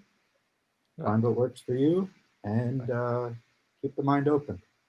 Perfect. All right, perfect. Gentlemen and lady, thank you so much for your help. And we shall talk to you again, maybe perhaps on Friday. But let's talk off camera, and we'll have a lot of fun with that. Meanwhile, have a great evening and a great day, Asha. Bye-bye. Thank you. What an awesome show. Thank you. Thank you so much, guys. And that brings us to the end. What we were doing was basically trying to come to a decision about meditation, about seriously outweighing the clouds that always surround our lives. It's like watching a bud that is in half bloom, waiting for the clouds to appear. And in the last few days in Singapore, it's been raining like cats and dogs, and we're still out waiting the clouds, no matter what the blooms are. Some days I wake up with a cloud around my own heart, and it dulls everything except the weight that I carry deep inside me. And yet, just because I just can't make it to the light today, doesn't mean that the light has vanished. In truth, the heart, like the earth, is continually being blanketed by ever-changing atmospheres and conditions that come and go between who we are and how we live our days. The foods we eat, the people we meet, the energies we thrive in, the energies that bring us down, the energies that take us all the way up. So faith, it seems, really, can actually be defined as the effort to believe in light, even when we're covered by clouds. And though it feels like the sun will never come up again, the truth is that it has never stopped burning its light. In fact, its heat, its warmth is burning steadily, even right now, on the other side, the far side of whatever cloud we are under. If we only could suspend our judgment when clouded in the heart or clouded in the mind.